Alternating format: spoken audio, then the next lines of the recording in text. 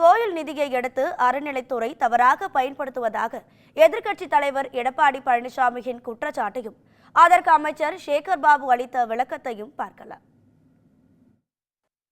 கோயில் பணம் இருந்தது, அறநிலைத்துறையில பணம் இருந்தது, கண்ணு உறுத்துது, கோயில கண்டாவே கண்ணு உறுத்துது.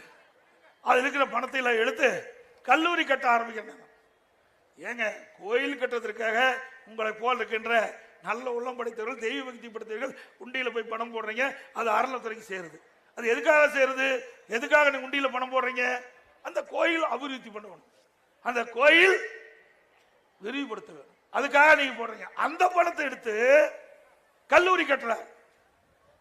ஏன் அரசாங்கத்திலிருந்து கல்லூரி கட்டினா வேண்டாமா? நாங்க கொடுத்தோம்ல, அண்ணா திமுக ஆட்சியில இத்தனை கல்லூரி நான் கட்டி கொடுத்துக்கிறோம். மருத்துவ கல்லூரி, நான் சொன்ன அத்தனை கல்லூரியும் அரசாங்க பணத்தில் கொடுத்திருக்கிறோம். நீங்க அப்படி அல்ல, வேண்டுமென்றே திட்டமிட்டு அறநிலைத்துறையில் இருக்கின்ற அந்த நிதியை எடுத்து இதற்கு செலவழிப்பது எந்த விதத்தில் நியாயம்? வரலாறு தெரியாதவர், வரலாற்றை அறியாதவர். ஆண்டு மறைந்த தலைவர்கள் பக்தவச்சலம் தொடங்கி, காமராஜர் தொடங்கி, புரட்சி நடிகர் தொடங்கி, ஏற்கனவே முதலமைச்சராக இருந்த அம்மையார் தொடங்கி, இந்த கல்லூரிகள் சார்பில் கட்டப்படுகின்ற அனைத்து மாணவர்களுக்கு தேவையான அடிப்படை தேவைகளை பூர்த்தி செய்து தந்திருக்கின்றார்கள். அறகுறையாக விமர்சனம் செய்யக்கூடாது. ஒட்டுமொத்தமாக சொல்ல வேண்டுமென்றால் அறியாமை இருளிலே மூழ்கி இருக்கின்றார் இன்றைய எதிர்க்கட்சி தலைவர் என்பதுதான் என்னுடைய ஒரே வரி பதில்.